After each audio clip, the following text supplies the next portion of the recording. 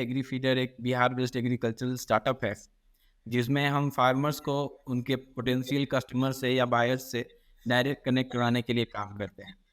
और इसी जर्नी में हम लोगों ने फार्मर्स को हेल्प करने के लिए ही एक प्रोडक्ट लॉन्च किया था, जो कि हिट प्रोडक्ट हुआ और उसके बाद से हमारे स्टार्टअप को लोग जानने लगे। बताइए अपने अपने बचपन के बारे में। कैसे, क्या परिवार है, क्या चीज़ की खेती होती है और कहाँ से ये प्रोडक्ट का आइडिया और प्लेटफ़ॉर्म का आइडिया आपको आया? हम लोग सर बेसिकली भागलपुर जिला का पिरपैंती प्रखंड में, उसमें हमारा एक दुगौली करके गांव है और बहुत छोटा सा गांव है और 250-300 की आबादी होगी वहाँ पे। और हमारे गांव में लगभग लोग किसान ही हैं। मेरे पिताजी खुद किसान हैं और हम 2 भाई और मेरी माता, हम 4 लोग का परिवार था।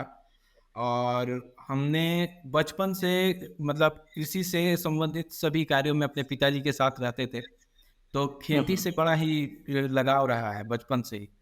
और हम राइट। लोग उसी परिवेश में पले-बड़े और प्रारंभिक शिक्षा भी हमारे गाँव के सरकारी स्कूल से हुई। उसके बाद फिर हम लोग मारवाड़ी कॉलेज से मैंने बीकॉम किया है। हाँ, हाँ। मेरे बड़े भाई रौनक, मेरे स्टार्ट करने के बाद मैंने पहला मतलब व्यक्ति वही है जिनको मैंने बुलाया कि मैं स्टार्ट करना चाहता हूँ कुछ, इसमें आप जॉइन कीजिए। उनका भी बेसिक एजुकेशन गाँव में ही हुआ है। बचपन से जो हम लोग कृषि से संबंधित समस्या देखते थे क्या, तो हुँ, हुँ। बचपन से हम लोग देखते थे कि हमारे पास खेत है, प्रोडक्शन अच्छा होता है, लेकिन उसको सेल करके इतना ही प्राइस हम लोगों को आता था कि हम दोनों भाई में से किसी एक का ही चॉइस पूरा हो सकता था। हुँ, और हुँ। हमारे पास तो ज़मीन ज़्यादा है, बट जिसके पास ज़मीन कम है, वो साल में कुछ महीने अपने बच्चे की पढ़ाई छुड़वा देता था। और ये सीन आज भी है। अगर हम ट्रेडिशनल फार्मर्स की बात करें, तो ये नंबर्स आज भी बहुत ज़्यादा हैं। और हम मतलब प्रोफेशनल्स टर्न्ड इंटू फार्मर की बात नहीं कर रहे हैं। हुँ, हुँ। तो वैसे फार्मर्स, उस किसी की बीमारी है तो वो हार्वेस्ट सीजन का वेट करते हैं कि जब फसल तैयार होगा तो इस बीमारी का इलाज करा लेंगे। उस बीच में कई लोग गुजर भी जाते हैं। तो इस तरह का सिनेरियो हम लोग बचपन से देखते आए थे। तो हम लोगों के मन में था कि कभी ना कभी इस कम्युनिटी के लिए कुछ करेंगे। कुछ ऐसा करेंगे कि इनको एमएसपी नहीं, उसके ऊपर का प्राइस भी मिले और इनका जो इनकम है वो इम्प्रूव हो, ताकि ये बच्चे का पढ़ाई कम से कम नहीं छूटे। कई बार हम लोगों को भी क्लास से बाहर निकाला गया है कि आपका फ़ी पेड नहीं है, आप एग्ज़ाम में नहीं बैठ सकते हैं, आप फ़ी नहीं दिए हैं तो आप क्लास क्यों कर रहे हैं? और ये मेरे ग्रेजुएशन तक की कहानी है। कई बार जब पेरेंट्स सोचते थे कि अब इन लोगों को लैपटॉप खरीद के दिया जाए या कंप्यूटर सिखाया जाए, तो ये चीज़ आड़े आता था। हम लोग गन्ना से गुड़ जो तैयार होता था वो बेचने के लिए मंडी जाते थे। तो वहाँ पे अगर कैलकुलेट करके गए हैं कि 10 या 12 रुपए केजी ये गुड़ बिकेगा, मतलब डिमांड ओवर हो जाने की वजह से, सप्लाई ओवर हो जाने की वजह से जो बायर्स थे वो प्राइस एकदम आधा कर देते थे, 4 रुपए केजी, 3 रुपए केजी, इस तरीके का रेट। मतलब किसान वहाँ छोड़ के भाग जाए, ऐसा स्थिति हो जाता था। और वो इस उस स्थिति में अपने पेरेंट्स को देखना, फिर वो पेन फ़ील करना, मतलब बचपन से आदत सी हो गई थी। तो कहीं न कहीं दिमाग में ये बात तो मतलब थी कि हम लोगों को कुछ करना है। क्यों ऐसा होता था? चूँकि सारे लोग एक ही चीज़ उगा रहे हैं और वो मार्केट में आ गए और उतना डिमांड नहीं है, चूँकि डिमांड भी लोकल है। या और एग्री फीडर के थ्रू आप क्या करने की कोशिश कर रहे हैं कि उस एक लोकल डिमांड को बढ़ा करके हम नेशनल डिमांड के रूप में दिखाएं कि एक कोई जो बायर है जो पुणे में बैठा हुआ है, जो महाराष्ट्र में है, जो सदर्न इंडिया में है, वो वहां से यहाँ का प्रोडक्ट खरीद ले। और कैसे आप इस चीज को करते हैं? क्या क्या है आपका प्लेटफॉर्म? हमारे यहाँ प्लेटफ़ॉर्म नहीं है। आप किसान से अगर बात करेंगे, तो किसान उत्पादन जब करता है तो उसके पास रखने की व्यवस्था भी नहीं है। वेयरहाउस तो मतलब भागलपुर ज़िला में भी बहुत कम ही है और बहुत छोटा है। उतना प्रोडक्शन नहीं रख सकते हैं वो लोग। अगर आप अभी मक्के का खेती देखेंगे, एथेनॉल का प्लांट भी पूर्णिया में लगा है और वो इसलिए लगाया गया है क्योंकि भागलपुर और पूर्णिया के बीच में मक्के की ज़बरदस्त खेती होती है और पैदावार बहुत स्ट्रॉन्ग होता है। अच्छी क्वालिटी की मक्के की खेती होती है और प्रोडक्शन होता है। लेकिन जब आप पीरपैंती रेलवे स्टेशन के करीब आते जाएँगे तो आप देखेंगे कि लोग खुले खेत में अपना मक्का ऐसे ही रख दिए हैं और वेट करते हैं कि कब कोई बायर पीरपैंती रेलवे स्टेशन पे अपना ट्रैक में लोड करेगा, वो उनका अनाज खरीद लेगा। उस कंडीशन में क्या होता है ना असल की अनाज का क्वालिटी चला जाता है। किसान को जिस अमाउंट का फ़ायदा होना चाहिए वो चूहा खा जाता है या नीचे नमी की वजह से सड़ जाता है या ऊपरी परत जो है उसका वो सड़ जाता है। किसान को ये पता है कि उसका ऊपर का परत खराब हो जाएगा, नीचे का परत खराब हो जाएगा। साइड से जानवर चूहा खा जाएंगे, ठीक है। ये एक समस्या है। दूसरी समस्या है कि हमारे यहाँ बायर नहीं है हम्म। और किसान अनपढ़ होता है हमारे यहाँ। डेटाबेस में कुछ भी हो सकता है, बट किसान एंड्रॉयड फ़ोन यूज़ नहीं करता है। जनरल किसान जो है वो, मेरे पिताजी खुद हैं, एक नॉर्मल फ़ोन यूज़ करते हैं। उनको वो मतलब ही नहीं है कि कौन सी नई टेक्नोलॉजी आ गई, किस तरीके से खेती किया जाता है। उनको बस पता है कि इस सीज़न में इस चीज़ की खेती हो सकती है और उसका पैदावार कैसे बढ़ाया जा सकता है, वो उनको पता है। तो ये एक मेजर समस्या है कि आप किसान को कोई भी लालच नहीं दे सकते हैं। किसान करेगा वही जो उसको पसंद है। हम्म। और इस तरीके से किसान अनपढ़ है, वो मार्केट करना नहीं जानता है, अपने प्रोडक्ट का क्वालिटी बताना नहीं जानता है, तो कोई बायर नहीं है।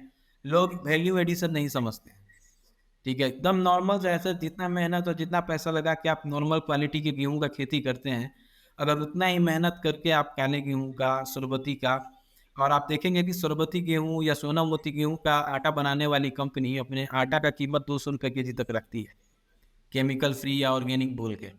तो हम लोगों ने भी एक पायलट किया था, जिसमें हमने किसानों के साथ ही 4-5 तरीके के गेहूँ देसी जो बीज होता है उसका हम्म। खेती कराने का प्रयास किया था। उसमें से एक भागलपुर के किसान हैं, जिनको कि बहुत सम्मान भी मिला है ये काला गेहूँ का। उन्होंने हमसे ही सीड लेके खेती किया था। उन्होंने 10 केजी सीड से आज मतलब 24-25 क्विंटल का खेती करके उत्पादन करके सरकार को भी दिखाया है। तो हम्म। एक मॉडल, और उसमें क्या होता है ना कि उनको एमएसपी से ज़्यादा प्राइस मिलता है सर। काले गेहूँ का कीमत मार्केट में जो सरकार 22 रुपये या 23 रुपये गेहूँ का कीमत तय करती है, वो उससे डबल होता है, क्योंकि वो इन डिमांड है। लोगों को काले गेहूँ का खाने का शौक है, काले गेहूँ का आटा खाना है लोगों को, ठीक है। तो हम लोग किसान को मिनिमम इन्वेस्टमेंट में मैक्सिमम जो रिटर्न के लिए ले जा रहे हैं। जैसे अब तुलसी का खेती है, तुलसी 250 से 300 रुपये केजी के बीच में प्राइस होता है सूखा पत्ता का। लेकिन जी। तुलसी आप कहीं भी लगा दीजिए, वो उग जाएगा, वो हो जाएगा, कोई जानवर कोई कीड़ा उसे नहीं खाता है। उसी तरह लेमन ग्रास की खेती वन टाइम इन्वेस्टमेंट है। लेमन ग्रास की खेती को एक बार अगर आपका फसल लग गया, आप 4 साल तक उसको मल्टीपल टाइम्स कल्टीवेट कर सकते हैं। हम्म। और उसका सेपलिंग्स अगर आप शहर में खरीद रहे हैं तो एक एक 60 रुपये 70 रुपये में लोग गमला में लगा के बेचते हैं। गांव में वो 1 रुपये 2 रुपये में आपको बल्क में खेती करने के लिए अवेलेबल है। उसी तरीके से मोरिंगे का डिमांड वर्ल्ड वाइड हो गया है और मोरिंगा के फायदे लोग बहुत अच्छे तरीके से समझ गए हैं। कोविड ने हम लोगों का काम आसान कर दिया था सर। कोविड ने लोगों को ये बता दिया था कि आपको क्या खाना चाहिए, क्या नहीं खाना चाहिए। जो गांव-गांव के लोग हैं उनको पता है कि हमको हेल्दी फूड खाना है, उसमें क्या-क्या प्रोडक्ट्स आता है, क्या-क्या खा सकते हैं। ठीक है, तो उस टाइम पे ही हम लोगों ने अपना प्रोडक्ट लॉन्च किया था। तो जी। जिससे कि पॉपुलैरिटी हम्म। मिली, जाने और मतलब प्रोडक्ट का महत्व भी समझ पाए। तो बेसिकली सर, एग्री फीडर एक प्लेटफॉर्म बनाना चाहता है जिसमें कि पूरी दुनिया से लोग आके किसान से डायरेक्ट खरीद सकते हैं, हम्म। ठीक है। थोड़ा सा उनका अमाउंट हम लोग लेके एक प्रोडक्ट लॉन्च किए थे, और वो इसलिए लिए थे कि वो सबको दिखाना था। यहाँ पे एक स्टार्टअप का लड़ाई बस अपना प्रोसेस सेट करने का नहीं है, ये पूरा लड़ाई है लोगों का मानसिकता भी बदलना है। बहुत सारे लोग ये सोचते थे कि हम लोग जिंदगी भर खेती किए हैं, हमारे बाप दादा खेती किए, और ये लोग 2-4 साल बाहर पढ़ के आ गए और ये पूरा ट्रेडिशन कैसे चेंज कर सकते हैं। तो उनको दिखाने के लिए हम लोगों ने खेती भी किया। लेमन ग्रास की खेती हमने खुद भी की है और उसका प्रोडक्ट बना के अभी हम बेच रहे हैं सर। हमने जी। गांव के ब्लॉक में भी जाके लोगों को टेस्ट कराया, और वहीं से एक प्लास्टिक के बैग में हमने पहले 50 ग्राम का पैकेजिंग किया था। और उसके बाद से जब लोगों को टेस्ट पसंद आया तो दूसरे तीसरे दिन से हम लोगों को सोशल मीडिया पे ऑर्डर आना शुरू हो गया। हम्म। हम्म। तो बिहार बिहार और लेमन ग्रास, ये आइडिया आपको कहाँ से आया? मतलब जिस समय हम लोग पढ़ रहे थे बिहार में थे, ऑब्वियसली लेमन ग्रास और एवोकाडो और ड्रैगन फ्रूट, इन सब का, एलोवेरा, कहीं नामो निशान नहीं था। तो ये लेमन ग्रास क्यों, और ये आइडिया कहाँ से आया जिसको आप लेकर के बिहार आए? सर, इसका दो मुख्य रीज़न है। एक रीज़न तो ये है कि हम दोनों भाई का पहले से डिसाइडेड था कि हम लोग मतलब लाइफ में कुछ करेंगे तो किसान के लिए ज़रूर कुछ करेंगे। जिसमें हम्म। कि इन लोगों का ये जो दुःख है, क्योंकि ये बहुत दुखी आप हो जाइएगा अगर देखिएगा कि किसान का बच्चा पढ़ने में अच्छा है, 6-7 क्लास तक वो स्कूल जा रहा है, बट मतलब जैसे ही ये बरसात का सीज़न शुरू होता है, किसान लाचार हो जाता है उसका पढ़ाई छुड़वाने के लिए। अब जो बच्चा क्लास में अच्छा परफॉर्म कर रहा है, बीच में पढ़ाई 3 महीने 4 महीने आप छुड़वा दीजिएगा तो वो पीछे हो जाता है। वो हम लोग भी फ़ील किए थे। हम्म। वैसी ही एक तो ये स्थिति थी। दूसरी थी कि आप देखेंगे कि पिछले 4-5 साल में हर किसान यूट्यूब पे या फ़ेसबुक पे देख के खेती करना शुरू कर देता है। उसको पता नहीं होता है कि इसका ड्रॉबैक क्या होगा। और उसी टाइम में बिहार में लेमन ग्रास की खेती को प्रमोट किया जा रहा था सरकार के द्वारा भी। और अगर आप देखेंगे पूरा बांका जिला में जितना भी बंजर ज़मीन है, सब पे लेमन ग्रास की खेती कराई गई है सरकार के द्वारा। और अच्छा। किसान को सब्सिडी भी मिला था, बहुत सारे लोगों का नहीं भी मिला। तो वो एक मुहिम की तरह चला था जिसमें कि सरकार का प्लान था कि डिस्टिलेशन यूनिट निकाला जाएगा, लगाया जाएगा वहाँ पे, और जो आस-पास में लेमन ग्रास की खेती करेंगे, उसका लेमन ग्रास खरीद के उससे तेल निकाल के और मार्केट में एक मार्केट क्रिएट किया जाएगा। बट वो हो नहीं पाया। उसी बीच में कोविड आ गया और गवर्नमेंट जो है मतलब उनका फ़ोकस उस पर से हट के कोविड के ऊपर चला गया। अब उस भीड़ में ये जो किसान थे, क्योंकि देखिए अगर आप एक पौधा का दाम अगर ₹1 है और अगर आप 1 एकड़ की खेती करते हैं, आपको कम से कम 70-80 हज़ार या 1 लाख वो सैपलिंग्स लगता है। अब वो ₹1,00,000 का जो इन्वेस्टमेंट किसान कर दिया, जो कि किसान आप ₹200 का कोई केमिकल बताइए या कोई खाद बताइए कि लगा लीजिए फसल में, नहीं लगाएगा। बहुत सोचता है किसान। हम्म। तो वो जो ₹250 का ये ₹1,00,000 का जो एक्स्ट्रा बर्डन गवर्नमेंट का उनके ऊपर पड़ा, जो पैसा उनको अभी मिला नहीं था, वो किसान इधर-उधर भागने लगे। और उसी क्रम में हम लोग चूँकि गाँव-गाँव जाके लोगों से मिले थे पहले कि हम लोग स्टार्टअप करना चाह रहे हैं। एग्रीकल्चर में जो भागलपुर जिला या उसके आस-पास के जिला में जो भी प्रोडक्ट का खेती हो रहा है, वो हम दुनिया को बताना चाह रहे हैं कि यहाँ पे जैसे हमारे भागलपुर का कतरनी जीआई टैग है, जर्दालू आम है। तो वैसे कई प्रोडक्ट हैं। गाँव-गाँव में आम का इतना बल्क प्रोडक्शन हो रहा है और 25% 30% आम सड़ जा रहा है वहाँ से निकलने में। अगर जी। पल्प लगाने का ये सब साधन हो तो लोग उसको अच्छा मतलब बिज़नेस बना सकते हैं। तो ये किसान हम लोगों से मिले और जो हमारा बाहर का एक्सपोज़र था वो वहाँ पे काम आया। हमने बाहर देखा है कि बहुत सारे ब्रांड लेमन ग्रास का ग्रीन लीफ से ऐसे ही जिन नॉर्मल पैक करके बेचते हैं। 50 ग्राम का दाम ₹100 है या 25 ग्राम का दाम 200, ऐसे 50-100 रुपए है। नहीं है अभी। और लोग खरीद के यूज़ कर रहे थे। तो ये आइडिया हमारा काम आया और उसका जो मेडिसिनल इम्पैक्ट था उस सिनेरियो में फिट बैठ रहा था। ये इम्यूनिटी बूस्टर होता है लेमन ग्रास। इसका इस्तेमाल क्लीनर के रूप में इसलिए होता है क्योंकि वो एंटीबैक्टीरियल होता है। और अभी तो बहुत सारे जो फ्रूट्स के बिज़नेस हैं, उसमें जो फ्रूट का वो जो बॉक्स तैयार होता है, उसमें लेमन ग्रास का डाला जाता है लीव्स, ताकि उसमें फंगस नहीं लगे। वाह। हम्म। तो वाह। उस सिनेरियो में हमने उसे और हेल्दी बनाने के लिए जो हमारे यहाँ लोकली ग्रोन हो रहा था मोरिंगा, अब बिहार में मोरिंगा हर आंगन में आपको मिल जाएगा। उसका वैल्यू हम्म। लोगों को पता नहीं है, हम लोग बस सहजन के नाम से उसको जानते हैं। जी। और सरस्वती पूजा का जो सीजन होता है बसंत ऋतु, उसमें वो फलता है तो लोग उसको यूज़ करते हैं। बाकी का पत्ता वैसे ही सालों भर पेड़ पे रह जाता है। लेकिन वो एक एडिशनल इनकम हो सकता था, ये बहुत सारे किसान को नहीं पता था। और अभी हम लोग वैसे ही जो लोगों के आंगन में एकदम ऑर्गेनिक है, क्योंकि वो पहाड़ी इलाका है हमारा, तो वहाँ पे किसी तरीके का मतलब केमिकल का इस्तेमाल नहीं है। और पानी के सोर्स में भी पानी है ही नहीं आसपास, तो वहाँ पे मतलब केमिकल का कुछ ये नहीं है। हम्म। तो अभी अभी कौन कौन सा प्रोडक्ट लेकर के आप चल रहे हैं? ऑब्वियसली एक आपका लेमन ग्रास है और लेमन ग्रास टी है, जिसके बारे में भी बात करेंगे। ये एक ऐसा टी है जिसमें टी लीफ नहीं है, तो टी का नाम आपने क्यों दिया इसको? और क्या ये प्रोडक्ट है? प्रोडक्ट के बारे में बताइए। तो सर एक्चुअली वही मैंने बताया आपको कि जो कोविड का सिनेरियो था, किसान पूरी तरीके से फँस गए थे, क्योंकि लेमन ग्रास का पत्ता बहुत नुकीला होता है। वो आपको अगर हाथ पे लग जाएगा तो आपके हाथ को काट देगा। उसको कहीं लेके जाना काफ़ी मुश्किल है, और जब लॉकडाउन लगा था तो वो पूरा मार्केट लॉक था, ट्रांसपोर्टेशन कुछ भी नहीं था। जी।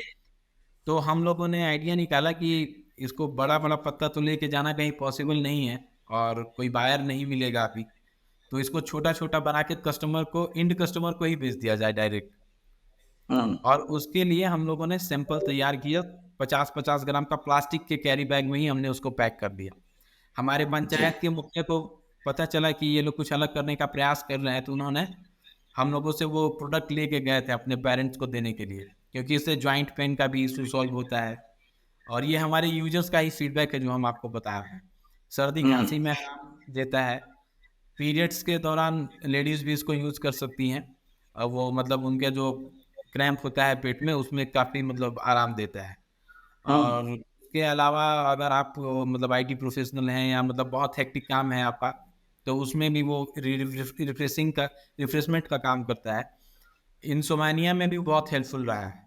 जो बहुत बड़े-बड़े बिज़नेसमैन हमारे हम्म। हम जिनको जानते हैं, उन लोगों ने हमसे ये मँगा के यही फीडबैक दिया था कि पहले नींद नहीं आती थी, अब अच्छा खासा नींद आने लगा है यूज़ करने के बाद से। तो ये फीडबैक्स जो है ये धीरे-धीरे वर्ड ऑफ माउथ से स्प्रेड हो गया। तो हमारे जी। पंचायत के मुखिया ने हम लोगों को पिरपैती ब्लॉक में बुलाया कि आप आइए और यहाँ के जो पदाधिकारी हैं, जो कर्मचारी लोग हैं, उनके बीच में दिया जाए। तो हम लोगों ने दिया और मतलब लोगों को जब हम लोगों ने दिया तो किसी ने ₹100 हमको पे किया, किसी ने ₹500 भी पे किया और किसी ने ₹1000 भी पे कर दिया 2 पैकेट्स का, 1 पैकेट्स का। और वो पहला पैसे का कलेक्शन ₹8000 का हुआ था और वो पैसा उस समय प्रिया हमारी को-फाउंडर हैं, मेरी वाइफ़ भी है। मैंने उनको दिया और उससे हम लोगों ने पहला फ़ोन खरीदा था कंपनी के नाम पे और उसी पे कंपनी का पहला social media account, WhatsApp account ये सब स्टार्ट किया था। और 2 दिन के बाद से जब लोगों ने 2 बार 3 बार उसको टेस्ट किया, लोगों ने वर्ड ऑफ माउथ से उसको पूरा पॉपुलर कर दिया कि एक ऐसा चाय है जो कोविड में हम लोगों का जान बचा देगा। यहाँ तक कि बेड पे पड़े हुए कई बड़े-बड़े मैगज़ीन्स के फाउंडर, आईएएस ऑफ़िसर्स उनको हम लोगों ने दिया है उनका जब ऑक्सीजन लेवल कम हो गया था। और चूँकि लेमन ग्रास में जो वो रिफ्रेशमेंट उसका जो एरोमा है वही उसका सबसे मतलब रिफ्रेशिंग चीज़ है। वो आप जब पिएँगे तभी आपको पता चलेगा कि उसका जो एरोमा है, वो आपको कितना मतलब रिलैक्स पहुँचा रहा है। तो वो उस समय लोग काफ़ी यूज़ कर रहे थे। बहुत सारे हमारे कस्टमर कोविड के दौरान उनके घर पे पहुँचते-पहुँचते प्रोडक्ट एक्सपायर भी हो गए। बहुत मतलब कोविड का तो दौर ही अलग तरीके का था। लोग काफ़ी जी। मंगा रहे थे और उसमें भी हमारे पास इतना ऑर्डर आ रहा था, थैंक्स टू इंडियन पोस्ट ये लोग उस समय भी घर-घर तक सामान पहुँचाते रहे थे। और उनके हेल्प से हम लोगों ने उस टाइम कस्टमर के दिल को छू लिया था सर। Right, right. तो लेमन ग्रास इफेक्टिव कब होता है? जब वो ग्रीन है, जैसे मेरे घर के आंगन में भी लेमन ग्रास लगा हुआ है और वो बड़ी तेजी से फैलता है और आप सही बोल रहे हैं कि उसको आप काटते जाइए और वो नीचे से नया निकलता जी। जाएगा, जी, जी तो सर। इसका लीफ फायदेमंद है, इसका जो बीच का जो स्टेम होता है जो थोड़ा थिक होता है वो फायदेमंद है, या जो जड़ वाला पोर्शन है जो थोड़ा और थिक होता है और उसके साथ जड़ लगा हुआ है वो फायदेमंद है? ड्राई करके, सन ड्राई करके उसको फिर पानी में उबालना चाहिए, या आप लीफ चाहे बीच के स्टेम को प्रोसेस करके धो करके आप पानी में उबाल करके पी सकते हैं? कौन सा ज्यादा अच्छा है? यानी जी सर, इसका अलग-अलग यूज़ है सर। स्टीम का यूज़ भी होता है। जब हम लोगों ने स्टार्ट किया था, कुछ रेस्टोरेंट ओनर्स थे बेगूसराय के, पटना के, भागलपुर के, वो हमसे वो स्टेम माँगते थे क्योंकि वो क्या करते हैं कि जो बिरयानी वगैरह बनाते हैं, थाई फूड्स में ये जनरली स्टेम यूज़ होता है। लीव्स को बहुत सारे लोग ग्रीन लीव्स भी यूज़ करते हैं, जो लेमन टी बना के पीते हैं, उसमें वो टी लीव्स डाल देते हैं, उसका वही रिफ्रेशमेंट लेने के लिए। हम लोगों ने इसको सस्टेनेबल बनाने के लिए सन ड्राई किया ताकि इसका जो न्यूट्रिएंट्स है वो भी डाइट नहीं हो और क्योंकि होता क्या है कि जब आप उसको ड्रायर से सुखाते हैं तो कई बार उसके न्यूट्रिएंट्स भी बर्न हो जाते हैं। तो इसलिए हम लोगों ने सन ड्राई प्रोसेस रखा और हमारा प्रोसेस अभी तक मैनुअल इसलिए भी है कि हम लोग मतलब बहुत सारा चीज़ करना चाहते थे, हम लोगों को एम्प्लॉयमेंट भी देना चाहते थे। तो कहीं न कहीं उसमें 2-3 महिलाएँ जो बाहर काम करने नहीं जा सकती हैं, वो भी इंडल्ज थी। तो हम लोगों को लग रहा था कि हम लोग कुछ ऐसे लोगों को भी रोज़गार दे रहे हैं, जो कि काम कर सकते हैं, लेकिन अभाव में बाहर नहीं जा सकते हैं। सामाजिक परिवेश वैसा नहीं है कि लोग अपनी महिलाओं को बाहर भेज देंगे जॉब करने के लिए। और बिहार है, ऊपर से हम लोगों ने एक गाँव में हम लोगों ने उस दौर में स्टार्ट किया है सर 2017 में। हमारे ही घर के लोग बहुत सारे पेरेंट्स थे जो कि मतलब मना कर रहे थे कि आप नहीं कर सकते हैं, कोई आपका जान मार देगा, ठीक है? इस तरीके का सिनेरियो 2017-18 तक तो था ही बिहार में, ठीक है? तो और आप उस समय हम लोगों ने स्टार्ट किया, ऐसा हुआ कि हमारे साथ बड़े-बड़े ऑर्गेनाइज़ेशंस में गवर्नमेंट का इन्क्यूबेशन सेंटर मिला और हम लोगों को वहाँ से खदेड़ के निकाल दिया गया, कि अभी दुनिया देखे नहीं हैं आप और आप स्टार्टअप की बात कर रहे हैं, आप कैसे स्टार्टअप कर लेंगे? हम लोगों को मतलब एयरलिफ्ट मूवी की तरह एक ऐसा कोई इंडस्ट्री डिपार्टमेंट बिहार सरकार का कर्मचारी मिला, जिसने हम लोगों को कॉल करके बुलाया कि आपका फंड बहुत पहले अलॉट हुआ है, आपका स्टार्टअप को रिकॉग्निशन मिला हुआ है, आप लोग फंड क्यों नहीं ले रहे हैं? और हमारे इंक्यूबेशन से सपोर्ट ही नहीं मिल रहा था। इंक्यूबेटर्स जब भी जाते थे हम लोग, जो हमारे नोडल ऑफिसर होते थे, कभी उनका हार्ट में बीमारी, कभी वो हॉस्पिटल में एडमिट हैं, कभी वो बाहर हैं, वो लोग आज भी हैं, स्टार्टअप इकोसिस्टम में ही हैं। लेकिन हम लोगों ने फिर वहाँ से डिसाइड किया कि हम लोग डायरेक्ट अब उद्योग विभाग में मिलेंगे और यहाँ से निकल जाएंगे। फिर हम लोगों को बिहार इंडस्ट्रीज एसोसिएशन पटना भेजा गया और वहाँ से हम लोगों का प्रोसेस किया गया। बट 2017 में हम लोग जब पहली लिस्ट आई थी बिहार स्टार्टअप पॉलिसी में सेलेक्टेड स्टार्टअप्स की, तो उसमें 2 नंबर पे मेरा नाम था। जी। और ये जर्नी मतलब 4 साल लग गया सिर्फ वो फंड मिलने में। और बिहार स्टार्टअप पॉलिसी में पहला ट्रांच जो मिलता है मिलता है, वो यूज़ करने के बाद आपको दूसरा ट्रांच मिलता है। तो मतलब ये चाय की खुशबू थी जो धीरे-धीरे फैल रही थी और लोगों को पता चल रहा था कि कोई ऐसा प्रोडक्ट बिहार से बन रहा है, जो मतलब लेमन ग्रास का है और वो काफ़ी लोगों को मदद कर रहा है। बहुत सारे लोग इसको, हम लोग पटना का एक इवेंट किए थे तो मीडिया में आ गया था कि ये घुटने की दर्द दूर करने वाली चाय है। और मतलब नेक्स्ट डे उस इवेंट में हमारा मतलब 100 पैकेट हम लोग लेके गए थे। 4 दिन के इवेंट में तीसरा दिन हमारा पूरा स्टॉक खत्म हो गया था। हम लोगों ने सैंपल का पैकेट भी 20-20 रुपए में सेल। तो इस तरीके का हमने किया था। अच्छा, पहली बार हमने वैल्यू एडिशन में बेहतरीन पैकेजिंग हम लोग लेके आए थे कि पेपर बैग में थीम को मैच करा रहे थे। हमारा नेचुरल प्रोडक्ट्स है, केमिकल फ्री है, तो हम लोगों ने पेपर बैग का इस्तेमाल किया। ठीक है। और पेपर बैग की पैकेजिंग को देख के मतलब पहली बार आप देखे होंगे कि 2017-18 के पहले बिहार के प्रोडक्ट्स प्लास्टिक बैग्स में पैक होके आते थे। जब मैं एमबीए करने बैंगलोर गया था 2015 में, तो मतलब अलग अलग स्टेट के मेरे कॉलेज में भारत के सारे स्टेट के 1 या 2 बच्चे थे मेरे बैच में। जी। तो सब जब हम लोग कभी शॉपिंग वगैरह करने के लिए चले गए तो दिखाता था कोई कि देखो ये मेरा केरला का मसाला है, ड्राई फ्रूट्स है। कोई अपने यहाँ का दिखाता था कि ये हमारे यहाँ वेस्ट बंगाल में बन के आया है, बिस्किट्स है, ये है, स्नैक्स है। बिहार का कोई प्रोडक्ट नहीं होता। बिहार में बहुत सारे प्रोडक्ट होते हैं जो आउटसोर्स होकर दूसरी कंपनी बनाती है, लोकेशन नोएडा का होता है। इसलिए हमने अपने प्रोडक्ट में अपने गाँव का एड्रेस दिया, अपने भागलपुर का दिया और लिखा मेड इन बिहार। हमारे सत्तू के ऊपर भी बिहार लिखा हुआ है। तो ये मतलब जब एक बार आदमी को लगता है कि कुछ करना है, तो उसके सक्सेस के पीछे या उसकी स्टोरी के पीछे बहुत सारे फैक्टर्स जुड़ जाते हैं। कहीं न कहीं दिमाग में अब ये भी चीज़ हिट कर गया था कि अगर इंडिया में हम घूमते हैं, किसी सुपरमार्केट में मेड इन बिहार प्रोडक्ट नहीं मिलता है। कोई ऐसा क्वालिटी ही नहीं बनाता है। हम लोग एक्सपोर्ट का न्यूज़ पढ़ते हैं कि इस साल माल्टा आम यहाँ से यूएसए चला गया है या यूरोपियन कंट्रीज़ में जा रहा है। नेक्स्ट ईयर वो रिपीट नहीं होता है। रीज़न है कि एक्साइटमेंट में जो ट्रेडर हैं या फार्मर हैं या जो भी ऑर्गेनाइज़ेशन वो काम कर रही है, वो क्वालिटी मेंटेन करना भूल जाते हैं। 4 साल में हम लोगों ने सेम क्वालिटी का चाय सर्व किया है। हमारे 60% कस्टमर्स ऐसे हैं जिन्होंने 40-50 बार हमसे चाय खरीदा है। और आज तक उनकी फीडबैक में या रेटिंग में कोई चेंज नहीं आया है, क्योंकि उनको सेम क्वालिटी का चाय हम लोगों ने मैनुअल पैकेजिंग में दिया है। वाह। आज तक कभी फीडबैक ये नहीं आया है कि इसमें जिंजर में जिंजर कम है या मोरिंगा नहीं दिख रहा है या तुलसी नहीं दिख रहा है। और एग्री फीडर को उसके कस्टमर्स ने बनाया है। पहला, उन लोगों ने वर्ड ऑफ माउथ से स्प्रेड किया इसको। दूसरा, आज हमारे कई कस्टमर्स ऐसे हैं कि हमारी कंपनी को अगर अभी फंड का जरूरत पड़ जाए, हम लोग इमीडिएटली उनसे हेल्प मांग सकते हैं और वो पैसे देते हैं। दिया है, उन्होंने कई बार हेल्प किया है। हम मतलब आपके प्लेटफॉर्म से ही उनको भी थैंकफुल बोलते हैं कि आज एग्री फीडर जो भी है गांव का स्टार्टअप है और हमने मेड इन बिहार प्रोडक्ट्स को पैन इंडिया मतलब कस्टमर्स तक पहुंचाया है। और उसमें उनका योगदान बहुत बड़ा है। जो भी हमारे कस्टमर थे उन्होंने बहुत रेफर किया और बहुत बड़े-बड़े अधिकारी हैं, बहुत बड़े-बड़े बिज़नेसमैन हैं, इन्वेस्टर्स भी हैं, जो दूसरे आईटी वगैरह में इन्वेस्ट करते हैं और वो हमारे प्रोडक्ट्स के रीज़न हैं, डिफेंस के लोग हैं, लोकल कस्टमर्स हैं। और एक बार बस कॉल करते रहते कि सर हमको ये हेल्प चाहिए, उन लोगों ने हमें हेल्प किया है। बहुत बढ़िया, बहुत बढ़िया। रमन, ये थोड़ा डिफिकल्ट रास्ता आपने चुना। आपने एमबीए किया बैंगलोर से। आपने अभी बताया कि मैं उसमें हर स्टेट से 1 या 2 लड़का था और जो आपके साथ पढ़ रहा था। एमबीए उसके बाद बाहर ही रहना इजी रहता आपके लिए, आपके परिवार के लिए भी। आपकी वाइफ आपकी को फाउंडर हैं। अ, वो मेंटल शिफ्ट कैसे हुआ कि नहीं वापस भागलपुर चलते हैं?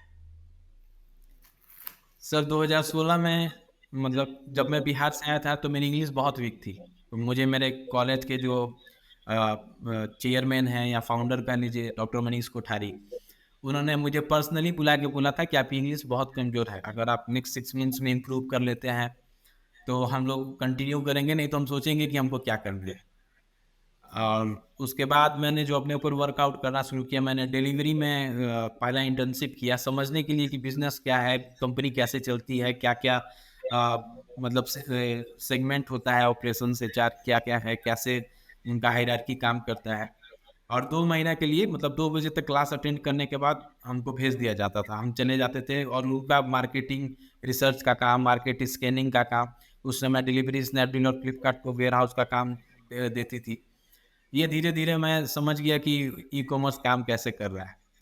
फिर क्या हुआ कि अब हमारे स्टार्ट कॉलेज में स्टार्टअप क्यूरेशन इवेंट था, जिसमें बहुत सारे स्टूडेंट्स को अपना आइडिया पिच करना था और मैं प्लेसमेंट सेल के साथ धीरे-धीरे काम करता था कि मतलब कंपनीज़ को इनवाइट करने का, एक ग्रुप्स बनाने का स्टूडेंट्स को। तो जब सारा ग्रुप, सारा तैयारी हो गई, तो मेरे प्लेसमेंट सेल के हेड ने बोला कि रमन, तुम इतना मेहनत किए हो, तुम भी अपना एक आइडिया पिच कर लो। तो अब मेरे पास कुछ था ही नहीं कि ये आइडिया, बिज़नेस, कहाँ से हम किसान के बेटा, कहाँ गाँव से आके यहाँ पे बस जॉब करने के लिए आए हैं कि कहीं एक जॉब मिल जाएगा एमबीए के बाद। और अचानक से ये स्टार्टअप का कीड़ा।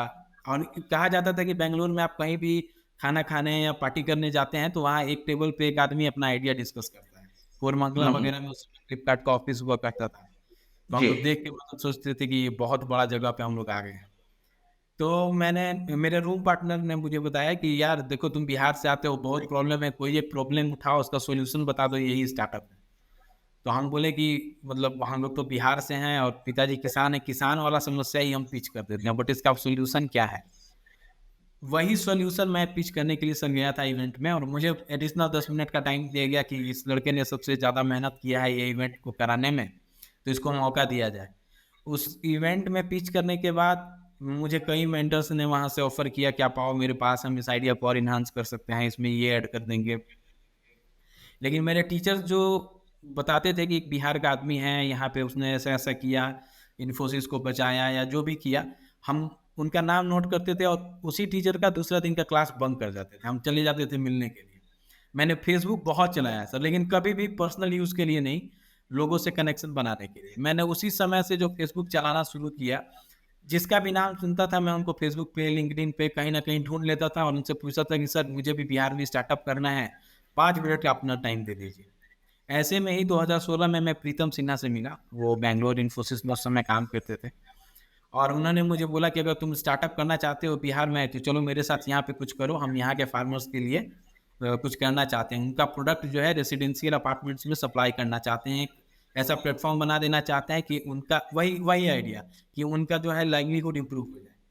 हम्म, तो इलेक्ट्रॉनिक सिटी में अजमेरा इन्फिनिट करके एक अपार्टमेंट है, वहाँ पे उन्होंने मुझे इंट्रोड्यूस करा दिया। मैंने एसोसिएशन को बताया कि सर यहाँ पे केमिकल फ्री प्रोडक्ट्स हम लोग फार्मर से डायरेक्ट ला के सेल करना चाहते हैं, और जो इसका काउज ये है कि यहाँ पे भी बहुत सारे ऑटिज़म वगैरह के बच्चे हैं, ये उनके लिए सही प्रोडक्ट है और फार्मर्स को भी थोड़ा इनकम हो जाएगा। तो वो लोग मेरे आइडिया से खुश हो गए, उन्होंने मुझे अपने बेसमेंट में एक छोटा-सा मतलब बेकार पड़ा हुआ रूम दे दिया और अ, उसको बोला कि आप यूटिलाइज़ कर लो, और मैं अपना प्रोडक्ट लाके वहाँ पे रख दिया। तो फिर मुझे जो मेरे मेंटर थे प्रीतम सिन्हा, उन्होंने मुझे बताया कि यार तुम फूड प्रोडक्ट बेचोगे, ये कचरा जैसा रूम है। मैं खुद से सीमेंट लेके आ गया, फंड तो था नहीं, सीमेंट वगैरह लेके आया और रात को जो आस-पास मेरे अब फ्लैट बनाने वाले लोग मज़दूर बिहार के होते थे, मैंने उनसे वो टूल्स माँग के, करची बोलते या, हैं या, या। जी, और हम्म, उस से अब मेरे कॉलेज के एक दोस्त भी थे जो रात को मेरा साथ देने के लिए गए, और उस एसोसिएशन के लोगों से मैंने स्पेशल अप्रूवल लिया कि सर आज रात को हम लोग ये काम करेंगे। और हमने वो सीमेंट बालू सब मिक्स करके वो रूम तैयार किया, और दूसरे दिन से खुद से सिटी मार्केट जाके वहाँ से वो रैक बनाने का सारा सामान, और ये फंड्स हमें वो भी देते थे। लेकिन उसको सेट कैसे करना है, ये काम आपको करना है। ठीक है, बेसिक फंड्स वो देते थे कि आप मार्केट जाओ, सामान लाओ, उसको सेट करने के लिए कोई साधन नहीं, वो आपको खुद से करना है। और हम लोग उस समय अक्षय कल्पा का मिल्क जो है वो धीरे-धीरे अपना डिस्ट्रीब्यूशन नेटवर्क बना रहे थे, और मैंने उसी समय शशि सर जो हैं, जो उसके सीईओ हैं अभी, मैं उनसे डायरेक्टली मिला था, प्रीतम सर ने ही मिलवाया था। मैंने उनको भी अपना आइडिया पिच किया और बोले कि ठीक है, लर्निंग के लिए तुम ये कर लो कि गोटी गेरे सर्किल जो है उसमें हमारा मिल्क डिस्ट्रीब्यूशन देख लो। हम डेली मॉर्निंग 5 बजे जाके वो मिल्क सप्लाई करते थे अजमेरा अपार्टमेंट में, वहाँ पे एचपी वगैरह के जो एशिया पैसिफिक हेड थे, ये लोग हमको अप्रिशिएट करते थे, और वही एक रीज़न था, हम डेली चले जाते थे। आपने कभी पैसा रहा तो बस से चले गए, नहीं तो पैदल ही 4-5 किलोमीटर चले गए, और वहाँ से वापस आके फिर कॉलेज जाते थे।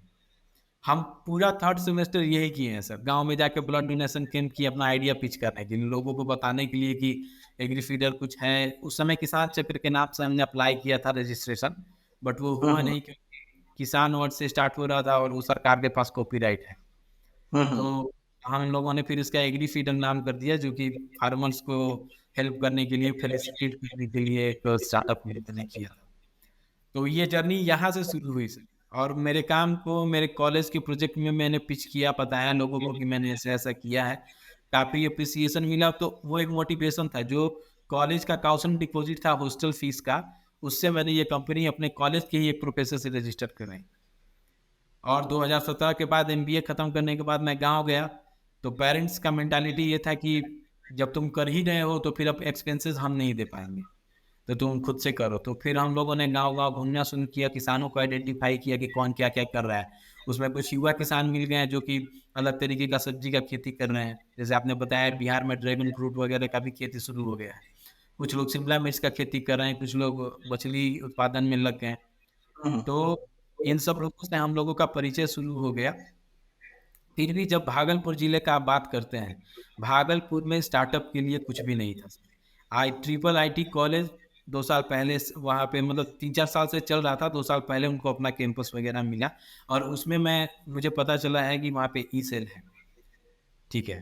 तो हम लोगों को भी वैसे ही धीरे-धीरे स्ट्रगल करना पड़ता है। आज भी अगर कोई मीटिंग होता है तो गवर्नमेंट का रूल है, वो आपको 1 दिन पहले पता चलेगा, और सड़क काफ़ी ख़राब था, अब तो 4 लेन बन गया, साल भर पहले बना है। और नहीं तो हम लोगों को काफ़ी, अब मेरे साथ एक को-फाउंडर प्रिया हैं, और मेरे एक बड़े भाई रौनक कुमार। तो अब प्रिया को लेके भी जाना है कभी-कभी, तो उस कंडीशन में बहुत स्ट्रगल किया है हम लोगों ने। सडनली 7 बजे रात, 6 बजे रात को शाम को फ़ोन आया कि आपको कल सुबह आना है। तो रात को फरक्का एक्सप्रेस चलती है, मालदा से स्टार्ट होती है और वो दिल्ली तक जाती है। 9 बजे, 10 बजे फिर 35 स्टेशन पे जाके ट्रेन पकड़ के जाना। कभी कई बार मीटिंग मिस हो जाना। तो ये स्ट्रगल था, लेकिन हम लोगों ने ये चैलेंज लिया। गाँव तक ये, मतलब ये इंटरनेट नहीं था।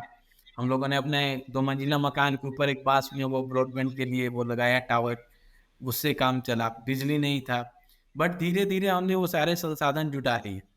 और वो इसलिए किया था कि ये भी एक चैलेंज था। बहुत सारे लोग, जैसा आपने बोला कि एमबीए के बाद आप एक अच्छी ज़िंदगी जी सकते थे। लेकिन हम लोग गाँव में आए, और रीज़न ये था सर कि हमारे परदादा ने या दादा ने गाँव के लिए कुछ किया है। तो वो ब्लड हमारे अंदर भी है, हम लोगों को लगता है कि हम भी, मतलब वो चेंज कुछ ला सकते हैं यहाँ पे, लोगों का सोच या बदल सकते हैं। तो जी एक तो रीज़न वो भी था कि दिखाना था करके कि करना है, और हम लोग कर लिए। और अब स्टार्ट करने के बाद हम, प्रतिष्ठा जो है ना और दाँव पे लग गई आपकी, कि अगर आप अब यहाँ से वापस गए तो लोग आपको फेल्योर मान लेंगे कि आप फेल हो गए, वो किसी भी रीज़न से। तो कई बार दिल में ये बात आया है कि अब हम लोग ये नहीं कर पाएँगे, हमारे पास फंड्स नहीं है, यहाँ से हर चीज़ के लिए पटना जाना पड़ता है। और मतलब अकेले पूरा भागलपुर ज़िला में उस समय हम लोग इकलौते स्टार्टअप थे, अब 1-2 लोग और आ गए हैं। तो मतलब कोई आवाज़ नहीं, कोई सपोर्ट नहीं है। अगर आप भागलपुर के हैं, आपको सबसे आखिरी में सीट मिला है, या इवेंट में आपका नाम था लिस्ट में, फिर कट गया।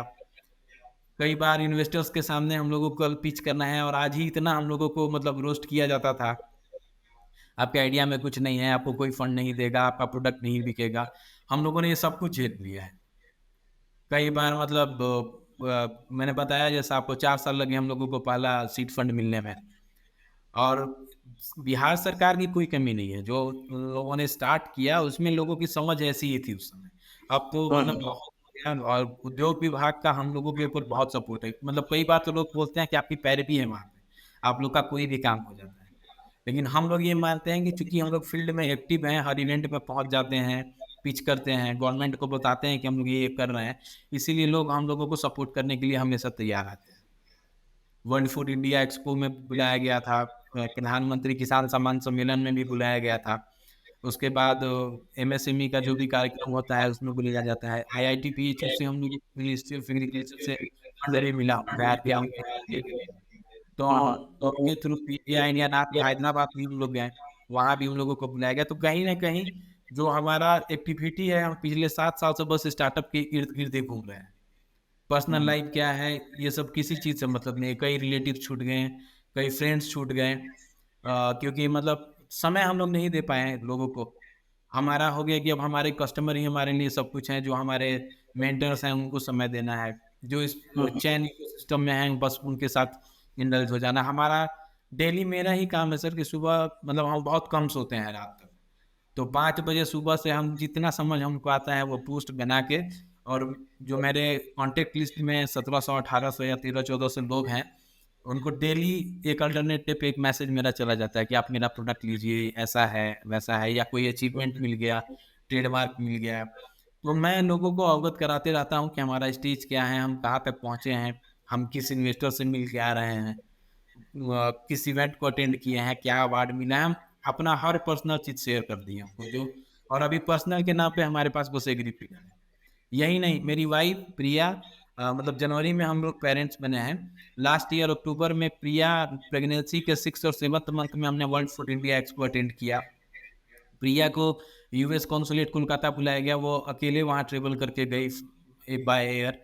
और फिर उसके बाद हम लोग दिल्ली गए, पटना में महिला उद्यमी मेला लगता है हर साल, तो हम लोग उसका एक अटेंड करते हैं। ज्ञान भवन में होता है, बहुत अच्छा मेला होता है। उसमें जो बिहार की महिलाएं हैं, बाहर की भी अब आने लगी, वो लोग अपना प्रोडक्ट शोकेस करते हैं। बहुत अच्छा प्लेटफॉर्म होता है, बहुत क्वालिटी कस्टमर्स उसमें आते हैं। तो ये सारा हम लोगों ने किया, यहाँ तक कि प्रिया को एमएसएमई में पिच करने के लिए जो वुमेन पिचेथॉन हुआ था 3.2, उसमें भी वो अकेले ही घर से गई और जाके वो अटेंड करके पिच करके आई। हमारे तीनों फाउंडर्स का डेडिकेशन बहुत बहुत मतलब ये है, और हम यूनिक कॉम्बिनेशन है। हमको सेल्स या कह लीजिए पब्लिक रिलेशन आता है, तो प्रिया को सेल्स और इमेज में आता है। रौनक का वो हिटाची में जो उनकी मशीनरीज एटीएम वगैरह मेंटेन करने का काम था, उसमें वो थे। उन्होंने वहाँ से आके ऑपरेशंस को इकलौता संभाल लिया। पैकेजिंग है, डिलीवरी है, फार्मर से प्रोक्योरमेंट कराना है, लेबर्स को पैसा देना है, वो ए टू जेड काम वो खुद मैनेज कर लेते हैं। उसमें किसी का हेल्प हम लोगों को नहीं चाहिए।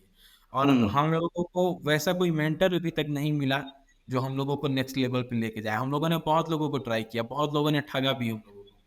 बहुत सारे लोगों को हम लोग लेके आए कि वो नंबर्स कमिट करते थे, वो बताते थे कि बस 6 मंथ्स में आप ब्रांड बन जाएंगे, बट जो मतलब दिखना चाहिए वो दिखता नहीं था हम लोगों को। तो फिर हम लोगों ने वैसे बहुत सारे लोगों को निकाला भी अपनी कंपनी से।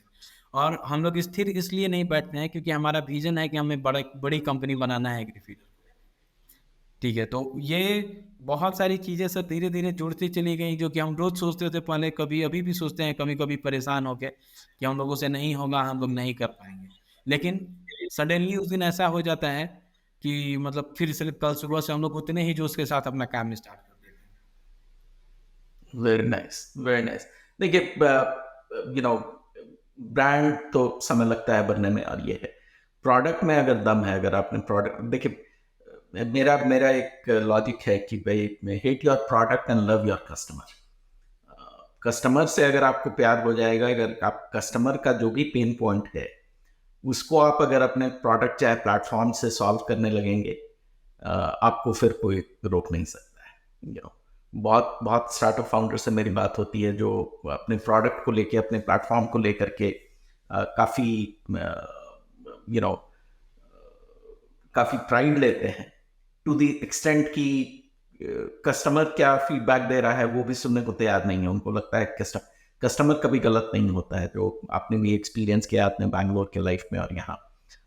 यू नो, तो you know, hate your product and love your customer के फॉर्मूला पे अगर चलिए तो कहानी इजी हो जाती है। गवर्नमेंट से आपने काम करना सीख ही लिया है, कर रहे हैं। आई थिंक कि ब्रांड कहीं से भी बन सकता है। अगर ये बात रहती तो धोनी रांची से निकल करके वर्ल्ड क्रिकेट पे नहीं जा सकता था। उसके लिए फिर उसको बैंगलोर, दिल्ली, चंडीगढ़ के कैंप में ही जाना पड़ता है।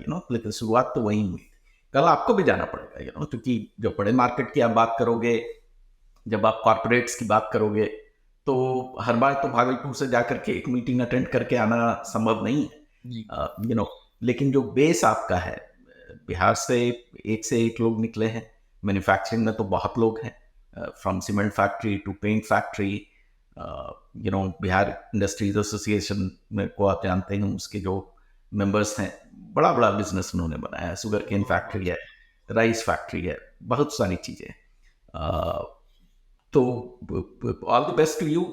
हम एक कॉल पे इनफैक्ट क्योंकि आपने प्रिया जी का नाम बहुत बार लिया आपने इसमें, आई थिंक कि she is your cofounder also, happen to be your wife, तो I would like to feature her also, एक कॉल पे इसी तरीके की एक रिकॉर्डिंग करके उनकी कहानी उनके जुबानी सुनना चाहेंगे, क्योंकि हम लोग में हमेशा थोड़ा वो होता है कि भाई मेल को प्रमोट कर दो, तो उससे निकल करके तो I will reach out to you, चाहे मेरी टीम आपसे रीच आउट करे। जब स्टार्ट किया ना सर, तो मतलब हमारे यहाँ बहुत सारी की बात होती है कि आप घर में हैं, आपकी वाइफ कहीं जाके पिच कर रही है या कुछ कर रही है, उसका सोशल मीडिया पे न्यूज़पेपर में फोटो आ रहा है।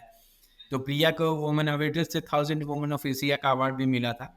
उसके बाद फिर यूएस कॉन्सुलेट में बुलाया गया, वहाँ से आई थिंक कुछ मतलब कुछ डॉलर्स का उनको अवार्ड के $1000 का अवार्ड भी मिला था।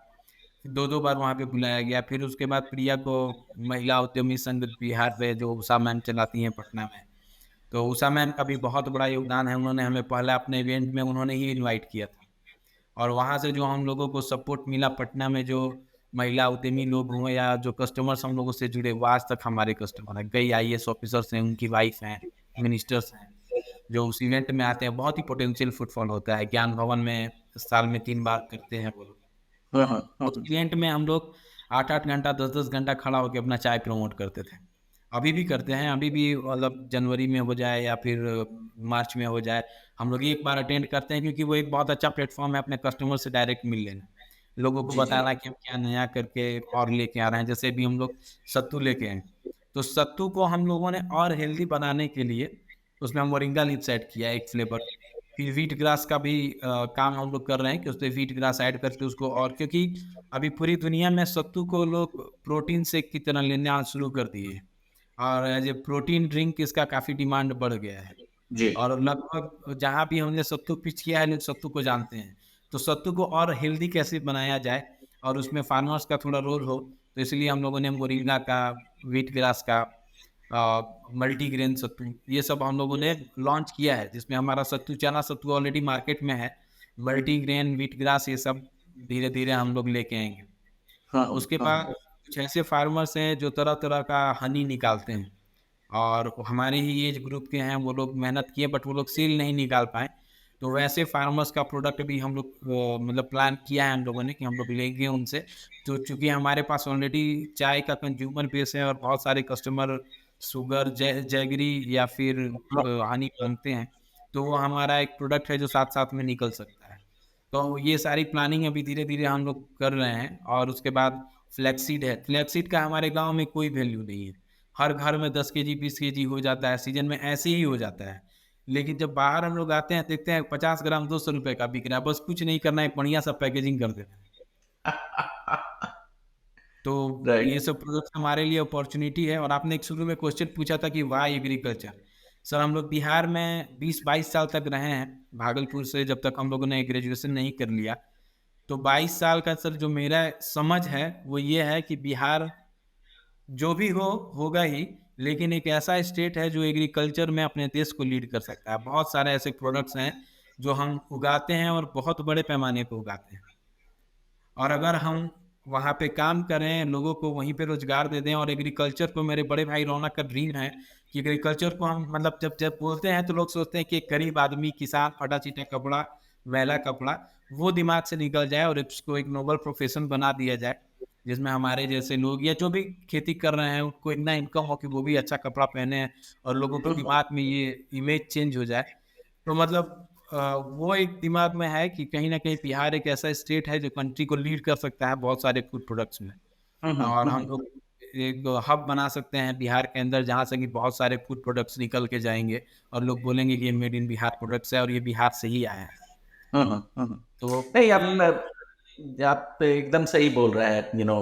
मैं कुछ शोज देख रहा था ललन टॉप पे, एंड उनकी टीम गई हुई थी मुजफ्फरपुर, समस्तीपुर, मखाना को लेकर के, और मछली पालन, मुर्गी पालन, बकरी, लाइव स्टॉक के इसमें, and people are making a lot of money. बहुत बहुत लोग, आई थिंक समस्तीपुर में सबसे बड़ा फार्मलैंड है जो ट्रेडिशनल खेती से हट करके वो फ्रूट में चले गए, एंड काफ़ी वेल एजुकेटेड लोग हैं, और अब उनके बच्चे भी वापस आकर के उन परिवार से, मतलब परिवार के काम में गए।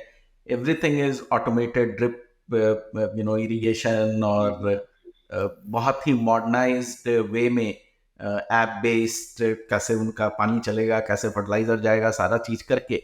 और शरीफे की खेती, चाहे बहुत सारे और फ्रूट्स की खेती में वो सबसे नंबर वन पे है। नीतीश कुमार जी भी वहाँ गए हुए थे। और तो आई थिंक कि पीपल को पता लग रहा है। और मेरा अपना ड्रीम, मेरा भागलपुर में थोड़ा जमीन है, जो आप बासमती में चावल, और कतरनी की बात की, तो कतरनी अभी भी वहाँ से आता है। मैंगो ग्रूप्स हैं, जर्दालू से लेकर के मालदा से लेकर के सारी चीज़ें, गुलाब खास, जी। वो सारी चीज़ें हैं वहाँ। मन है जाने का, करने का। मैंने अभी हाल में ही अपने पोस्ट पे भी लिखा था कि भाई in next couple of years I would like to retire and buy a farmland here in US, और उसको करने का, चूंकि उससे मुझे एक शांति मिलती है। मेरा घर के पीछे काफी छोटा बेड है, बट अभी मैंने भिंडी लगाया था, नई नई, तो फिर हम लोग ने 10 किलो भिंडी करीब 12 या 15 पेड़ से निकाला 3 महीने के सर्कल में। उसी तरीके से यहाँ टमाटर का आप एक पेड़ लगा दीजिए, वो आपको करीब 30 पाउंड 15 किलो टमाटर दे जाता है। यहाँ की मिट्टी उस तरीके की उपजाऊ है, पानी की कमी नहीं है। तो इसमें मजा तो आता है। और आई थिंक कि अब वो फुल सर्किल हो रहा है कि लोग, जो पलायन हो रहा था यहाँ से बड़े शहरों के बीच में और कंक्रीट जंगल में, वहां से अब लौट करके लोग, अब जैसे वेकेशन के लिए लोग जाना हिल स्टेशन जाते हैं, क्यों जाते हैं? हवा अच्छी रहेगी, थोड़ा एक दिखेगा। आई थिंक कि वो चीज हो रहा है। जी, हाँ। जी, और तरक्की हो भागलपुर रही है। तो स्मार्ट सिटी भी है। एक बड़ा प्रॉब्लम है कि भाई वहाँ एयरपोर्ट अभी तक नहीं बन पाया। नियरेस्ट जो है आपका वो दरभंगा, ये देवघर से आना होगा, बट थोड़ा सा कनेक्टिविटी बढ़ जाए। जी। एक्सपीरियंस हम लोग का रहा है हमेशा से। हम लोग जब इंडियन पोस्ट से अपना प्रोडक्ट भेजते थे, तो हम लोगों को लगता था कि हम लोग स्लो हैं। बट इंडियन पोस्ट की सर्विस, जितने भी अभी स्टार्टअप्स हैं इंडिया में जो लॉजिस्टिक में, कुरियर में है, हमारे जैसे इलाके में, रूरल एरियाज़ में आके प्रोडक्ट उठा के ले जाना, उनमें सबसे अच्छा है। फ्लिपकार्ट, अमेज़न, हमने सबके साथ बहुत, मतलब मेरा एक्सपीरियंस ऐसा-ऐसा उनके साथ हुआ है, जो उनकी टीम ने एक्सेप्ट किया कि ये पहली बार उनके साथ हुआ है। अमेज़न का हम लोगों ने एफबीए लखनऊ में हमारा प्रोडक्ट रखा हुआ था प्राइम लिस्टिंग के लिए। वो हमारे घर से पिकअप करके ले गए। आउट ऑफ 4 बॉक्सेस 2 बॉक्स गायब हो गए, 2 बॉक्स वहाँ पहुँच गए। जबकि अमेज़न की ही कुरियर कंपनी उठा के ले गई थी, अमेज़न। और हमारे कस्टमर्स को बीच में से वो लोग प्रोडक्ट भेजने लगे। जब ऑर्डर आता था वो हमारे ऑफिस पे आके पिक नहीं करते थे, अपने पास रख लिया था। अब कितना पीस था उनके पास वो ही जानते थे। वो केस बहुत लंबा चला, बट वो कभी सॉल्व नहीं हुआ। फ्लिपकार्ट में एरिया मैपिंग ही नहीं था हमारे एरिया का। वो कभी वो लोग बिहार वाले बोलते थे आप झारखंड में हैं, झारखंड वाले बोलते थे आप बिहार में हैं। 6 महीना लगा सर इस इशू को सॉल्व करने में। अब कोई स्टार्ट करेगा तो वो नेक्स्ट डे से प्रोडक्ट सेल कर सकता है। लेकिन हम लोगों ने इतना दिन वेट किया है। बहुत सारे इन्वेस्टर्स या बीच में जाते हैं, लोग पूछते हैं कि मतलब दुनिया ई कॉमर्स पे चली गई है, आप लोग नहीं है। हम लोग वो, मतलब जो इशू था, हमने उसको सॉल्व कर दिया वहाँ पे।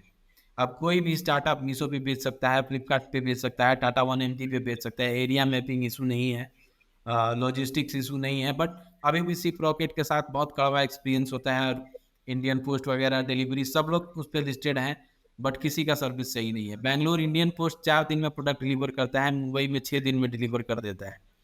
लेकिन सिप रॉकेट 12 दिन 14 दिन में लगाता है। एसएलए उनके हाथ में है, खुद से घाटा बढ़ा देते हैं। बट अमेजन का जो रिपोर्ट आता है वो बोलता है कि आपका 97%, मतलब 12% डिलीवरी डिले हो गया। अब आप, आपका अकाउंट एक्टिवेट हो जाएगा, ये हो जाएगा। तो बहुत सारे स्टार्टअप जो प्रॉमिस करते हैं कि हम ये सर्विस देते हैं, हम लोग जाकर उनका सर्विस लेने लगते हैं, और फिर बाद में पता चलता है कि वो सर्विस जो बता रहे हैं वो ऐसा है नहीं। तो ये सारी चीज़ें भी बहुत दिनों तक हम लोगों ने मतलब फेस किया है वहाँ पे। और अब धीरे-धीरे हम लोग क्या करते हैं कि हम लोग लड़ जाते हैं। इंडियन पोस्ट के थ्रू भी अगर अपना प्रोडक्ट भेजा है, तो उसी दिन भेज के उसको ट्विटर पे ट्वीट कर देते हैं इंडियन पोस्ट को कि हमने भेजा है, अपडेट्स डालते रहिए।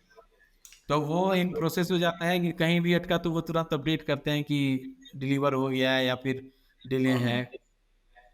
तो ये मतलब अपना एक गांव से स्टार्ट करने में और ये दिखाने में, सेट करने में एग्जाम्पल कि हम लोग को एक गाँव से भी एक स्टार्टअप चलाया जा सकता है।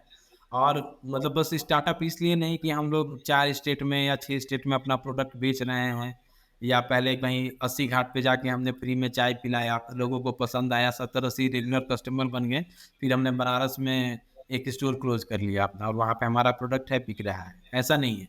हम लोगों ने गुजरात गए, हम लोग दिल्ली गए, हम लोग जाके लोगों को चाय पिलाया, बिहार के प्रोडक्ट्स के बारे में बताया, किस तरीके की खेती बिहार में हो रही है, कस्टमर्स को भी समझाया हम लोगों ने। कोलकाता में अभी हमारा 50 के आस-पास स्टोर है जहाँ पे हमारा प्रोडक्ट बिक रहा है। खादी मॉल में गवर्नमेंट ने खुद से प्रमोट किया और वो एक ग्लोबल प्लेटफ़ॉर्म है। देश का इकलौता खादी मॉल पटना में है और बहुत अच्छा परफ़ॉर्मेंस वहाँ पे होता है प्रोडक्ट्स का। और अब बहुत सारे स्टार्टअप के प्रोडक्ट्स भी वहाँ पे बिकते हैं। बिहार का जी। इकलौता जो सुपर मार्केट है 9 टू 9, चैन है उनका 7 स्टोर का। उनके यहाँ हम लोग प्लेस्ड हैं और काफ़ी अच्छा सेल होता है। थोड़ा पेमेंट का जो उनका साइकिल है वो मतलब अजीब तरीके का है। कभी 40 डेज़ में पेमेंट आ जाता है, कभी 60 डेज़ में भी नहीं आता है। और फिर उसके बाद हम लोग नई दिल्ली में बिहार गवर्नमेंट हम लोगों को वहाँ पे जो बिहार एम्पोरियम है वहाँ पे प्लेस कराया। तो बिहार एम्पोरियम में हमारे इलाके के बहुत सारे लोग जो दिल्ली घूमने गए, उन्होंने जब हमारा प्रोडक्ट वहाँ पे देखा तो वो लोग रोने लगे कि बताइए, इस इन बच्चों को गाँव में लोग बोलते हैं कि ये लोग घास बेच रहे हैं काट के, और ये इनका प्रोडक्ट ये एक नेशनल प्लेटफ़ॉर्म पे रखा हुआ है जहाँ पे देश-विदेश के लोग आते हैं और ये प्रोडक्ट उठा के ले हुँ, जाते हैं। तो मतलब बहुत सारे लोगों के लिए हम लोगों ने जो होता है आइस ब्रेकिंग काम किया वहाँ पे। हमारे गाँव में कोई बारात आता है, तो उसमें 2-4 लोग ऐसे निकल जाते हैं जो हमारा प्रोडक्ट देखने के लिए हमारे घर पे आ जाते हैं बारात छोड़ के। हुँ, हुँ, मुंबई से लोग आए, दिल्ली से लोग आए, कलकत्ता से लोग आए देखने के लिए कि हमने लेमन ग्रास की खेती किस तरीके से की है, प्रोडक्ट कैसे बना रहे हैं। तो ये सारे इनिशिएटिव जो हैं ना सर, ये जो लोग आने लगे, तो हम लोगों को इससे मोटिवेशन मिलता रहा कि छोड़ना नहीं है। स्ट्रगल बहुत हुआ, बहुत स्ट्रगल हुआ। कभी पैसे का स्ट्रगल हुआ, कभी प्रोडक्ट सेल करने के लिए हुआ। बिहार के अंदर एक टेंडेंसी है, अगर आपका प्रोडक्ट बिकने लगेगा तो वहाँ के सेलर्स आपका प्रोडक्ट ऑर्डर ही नहीं करेंगे। लेकिन अगर नहीं सेल हो रहा है तो आपको 4 बार बोलेंगे आप अपना प्रोडक्ट ले जाइए। ठीक है, हम लोगों ने लोगों से बहुत मतलब रिक्वेस्ट कर के अपना प्रोडक्ट प्लेस किया कि भाई हमारा प्रोडक्ट आप रखिए, जो कस्टमर माँगता है उसी के लिए हम लोगों ने रखा है, आप हमको मत दीजिएगा। तो हुँ, उसमें हुँ, धीरे-धीरे अब लोग थोड़े मतलब हम लोग भी रिजिड रहेंगे, हटाएँगे नहीं, क्योंकि स्टार्टअप का प्रोडक्ट है, हम लोग इतना मेहनत करते हैं। तो धीरे-धीरे अब प्रोडक्ट प्लेस भी हो गया, पेमेंट भी आ जाता है, वहाँ से सेल भी होता है। तो मतलब एक मतलब हम लोग स्टार्टअप का जो समस्या है, उससे तो लड़ ही रहे हैं, साथ ही साथ जो लोगों का विचार है, मानसिकता है यहाँ पे, उससे भी हम लोग लड़ रहे हैं। और उसके बाद जो है अपने फैमिली में जो मतलब फैमिली सपोर्ट के बिना ये पॉसिबल नहीं था। लेकिन फिर भी आज एक अगर मेरे बड़े पापा पापा के बेटा हैं, आईआईटीएन हैं, तो लोग क्वेश्चन पूछते हैं कि आप लोग क्यों नहीं हैं? वो मेरे बड़े भाई को लोग बोलते हैं कि आप क्यों आके वापस जॉब छोड़ के ये एग्रीकल्चर में लग गए? हमको भी लोग बोलते हैं कि एमबीए करके, ऊपर से मेरी वाइफ भी एमबीए करके आके एग्रीकल्चर में लग गई। तो लोग क्वेश्चंस करते ही हैं कि आप मतलब खुद तो कर ही रहे हैं। एक बार प्रिया का एक इंटरव्यू आ गया था दूरदर्शन पे, तो मेरे गाँव के लोग घर पे आ गए थे कि आपकी बहू टीवी पे क्या कर रही है? ठीक है, तो मतलब अभी भी मानसिकता ऐसी है लोगों में। और बट हम लोगों का तो जो विज़न है वो विज़न है सर, हमने डिसाइड कर लिया है। और अब लगता है कि इसके अलावा अगर हम लोग कहीं जाएँगे तो पता नहीं क्या होगा। तो इसीलिए अच्छा है कि हम लोग इसको ही एक बड़ी कंपनी बनाएँ और लोगों को रोज़गार दें, महिलाओं को भी मौका दें अपने बराबर में कि वो भी हमारे हुँ, साथ जुड़ के काम करें। और इसीलिए प्रिया हमारी टीम में बहुत इफ़ेक्टिव रही है। पहली को-फाउंडर थी और इसके बाद जब हम पटना में उसको इंट्रोड्यूस कराएँ तो बहुत सारे स्टार्टअप्स ने अपने यहाँ वुमन को-फाउंडर को भी रखा, लोगों को मतलब ये आ गया कि महिलाएँ बिज़नेस में आ सकती हैं। हम लोग जब हुँ, आए थे तो बहुत सारे स्टार्टअप ऑलरेडी थे, लेकिन कोई बताता नहीं था कि हम स्टार्टअप है। सोशल मीडिया पे लोग लिखने में डरते थे। हुँ, हम लोगों हुँ, ने लिखना शुरू किया और हम लोग गर्व से बताते थे कि हम लोग चाय बेचते हैं। हम लोग ऐसा हुँ, चाय बनाते हैं जिसमें चाय की पत्ती नहीं है। ठीक है, क्योंकि चाय की पत्ती के लिए जो डिपेंडेंसी है वो हिल स्टेशंस पे है, दार्जिलिंग पे है, शिमला पे है, हुँ, बेंगलुरु में वगैरह पे है। और जो चीज़ बिहार में उग सकता है हम उसको लोकली पैक करके उसका हेल्थ बेनिफिट्स लोगों को बता के अभी भी हम अवेयरनेस ही फैला रहे हैं कि हम ये एक ऐसा प्रोडक्ट बनाए हैं जिसमें कैफ़ीन नहीं है, हमने टी लीव्स यूज़ नहीं किया है, ये पूर्णतः बिहार में बना है, बिहार का मसाला है, उसमें बिहार की पत्तियाँ हैं। तो अब बहुत सारे लोग दिल्ली, मुंबई से मैसेज भी करते हैं कि आपका प्रोडक्ट टेस्ट किए हैं, बहुत अच्छा लगता है, भागलपुर का प्रोडक्ट है, मेरा होम टाउन है। तो ये सब चीज़ से कहीं न कहीं रोक लेता है कि अभी छोड़ के जाना नहीं है, करना है। और मतलब जाना अच्छा जाना क्या हो, ये चलेगा। आई आई थिंक कि आप में सारी वो चीज़ें हैं जो एक जुनून होना चाहिए स्टार्टअप फाउंडर में, वो आप में है। और आपने मार्केट को समझा है। ये ऊपरी बात नहीं हो रही है कि भाई कागज़ पे मैंने प्लान बना लिया और एग्जीक्यूट करने जा रहे हैं। और आपको हर्डल्स मिले हैं जिसको आपने पार किया है। इसका सेकंड एपिसोड हम करना चाहेंगे आपकी वाइफ और को फाउंडर प्रिया जी के साथ। तो I will certainly reach out to you, but for today thank you so much Raman. बात करके बहुत अच्छा लगा। मेरा प्रॉमिस है आपसे कि मेरे अगले बिहार के ट्रिप में, भागलपुर के ट्रिप में, I will come to your place. चूँकि मुझे ज़मीन से लगाव है, जब ज़मीन की एक खुशबू जो आती है उससे मेरा एक लगाव है। और all the best to you fund raising के लिए भी, और फंड रेजिंग के लिए हम लोग आगे भी बात करेंगे separately. But thank you so much. रात में आपका 11 बज रहा है अभी, उसमें कॉल पे आने के लिए और इस वीडियो कास्ट को रिकॉर्ड करने के लिए thank you so much to you. Thank you sir. हम लोग भी अपनी पूरी टीम की तरफ से आपको थैंक यू देते हैं, जो आपने एक छोटे से बिहार के छोटे से गांव के स्टार्टअप को आपने इतने बड़े प्लेटफॉर्म पे मौका दिया है। और हम लोग बस इसी प्लेटफॉर्म से हम अपने कस्टमर्स को, मेंटर्स को, जो भी हमारे शुभचिंतक रहे हैं हमारे जर्नी में, हमारी बहुत सारे मीडिया के लोग हैं, हमारे लोकल, एक मतलब एक बहुत बड़ा संयोग था कि जब हम लोग स्टार्टअप करने आए तो हमारे पंचायत का एक जो मुखिया है, हम नाम नहीं लेंगे उनका, बट वो एक ऐसे यंग आदमी हैं जिन्होंने मतलब हमारे लड़ाई में हमारा साथ दिया। हम यही बोलेंगे कि वहाँ के लोगों को, वो हमेशा हमारे पास आते थे हमारे प्रोडक्ट्स को प्रमोट करना, ले जाके दे देना कि भाई हमारे गांव का स्टार्टअप है, गांव से बना के इसको बेच रहे हैं ये लोग, आप सपोर्ट कीजिए। मंत्री ये वो जहाँ भी वो जाते थे मेरे प्रोडक्ट ले जाके लोगों को देते थे। उनका भी विशेष मतलब हम लोग मानते हैं कि बहुत हेल्प की जी उन्होंने। हमारे वैसे कस्टमर्स जो मैंने बताया जिन्होंने हम लोगों को फाइनेंशियली भी हेल्प किया है, रेफरल्स दिया, सेल कराया, तो उन सबको हम लोग आपके मन से, चूंकि ये मेरा भी पहला ही पॉडकास्ट है जिसमें हम लोग अपना जर्नी शेयर कर रहे हैं किसी को। वैसे तो योर स्टोरी, फिर वो एक बेटर द बेटर इंडिया, इन सब ने हमारे स्टोरी को पब्लिश किया, लेकिन जो लोकल पत्रकार हैं, दैनिक जागरण हो, दैनिक भास्कर हो, इन लोगों ने भी हमारे मतलब स्टोरी को इतनी बार और इतने अच्छे तरीके से पब्लिश कराया कि मतलब लोगों में वो चाह जगी कि हम जाके इनका प्रोडक्ट देखें। हम लोग ठंडे के दिनों में लोग हमारे घर पे 200-200 किलोमीटर से बाइक चला के आते थे कि हमको आपका देखना है कि कैसे है। तो कहीं ना कहीं ये न्यूज उन लोगों ने ही लोगों में फैलाया, और जी धीरे धीरे करके हमारा स्टार्टअप एक छोटे से मतलब गांव से स्टार्ट होकर धीरे धीरे जिला से फिर राज्य में और दूसरे राज्यों में भी धीरे धीरे हम लोग फैला रहे हैं अपनी चाय का खुशबू। तो आपका भी सर बहुत बहुत धन्यवाद जो आप के प्लेटफॉर्म पर हम लोग जुड़े हैं। yeah thank yeah yeah Thank you so much, and we will be in touch, Raman. Okay, take you. care. All the best. Thank you.